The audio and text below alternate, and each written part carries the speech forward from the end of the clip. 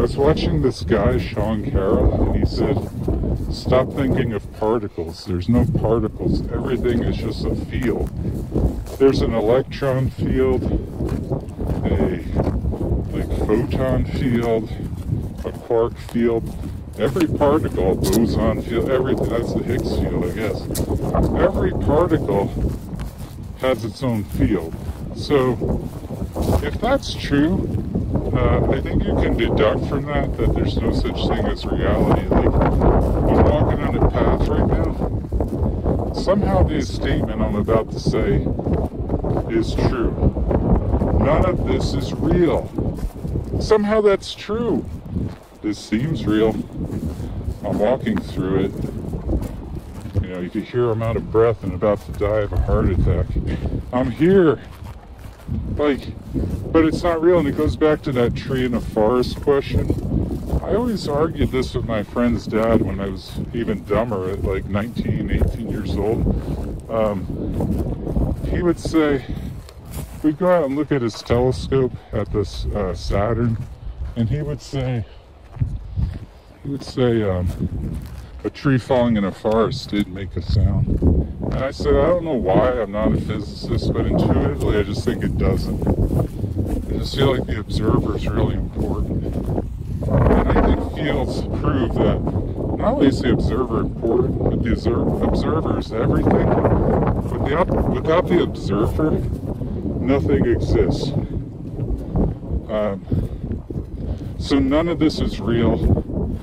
What brings a particle itself into existence is just like a ripple in that particle's field. So a quark comes to be because there's some kind of like fluctuation in that field that creates a quark.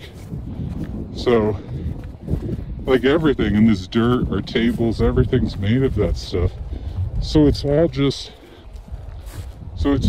like, I don't know how to say it. It's like in a video game when you load the world you're in. I'm pretty sure when you're not in that room, that world is not loaded. The tree in the forest is not loaded. We bring these things into existence by measuring them, observing them, and that's just how it works. And it's insanely strange. And I think the next question, we just have to accept that's how it works. I think the question is, why is it like that? And since it is like that, what does it mean? What can we like? And we can't keep arguing with this idea that there's some kind of reality. There's no reality. We now have to ask the next questions. It's like a magic eye game, and you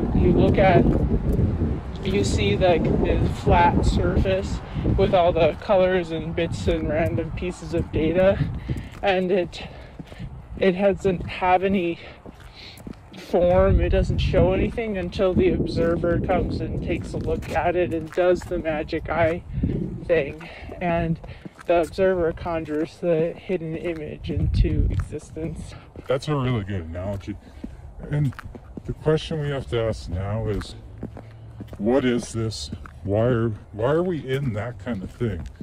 Why are we in something that doesn't really exist? Like, it almost seems paradox. Like, how are we in a thing that doesn't exist? And what does that mean? Why is it? You can't just keep saying like, I want it to be reality. I want this cement to be an actual thing. It's not a thing. Somehow we exist in it and it's not a thing. Well, I go back to my... So if it is a thing, it's a thing only because we observe it. Yeah, I know. Well, I want to go back to my previous theory, because I said before that a lot of this, I think going back to that hologram talk, yeah, I said the reason, you asked why for that too, and the one reason I said was it's because it's the most efficient storage of the data. It's like the thinnest possible disk. That's right. Yeah. I mean, that's like the most efficient way to store everything if it can only be like triggered by an observer. Remember that old video where I said in this one too, where I said it's like a video game? Yeah. And the room isn't loaded until you walk into it?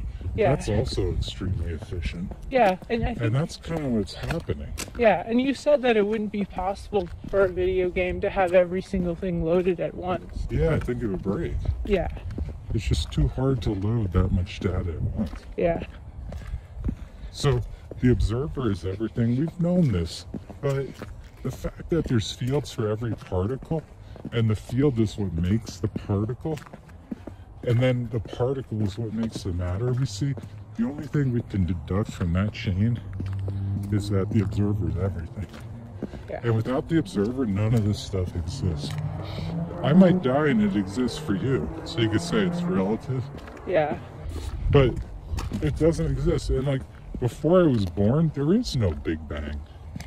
There is no Big Bang. As crazy as that is, for any of us here, there's no Big Bang. It's like that Thursday theory, that life only started Thursday or whatever that is. That's more accurate to the way this all works. I don't think that Thursday theory is entirely correct, but I do think it's more accurate to the way this all works.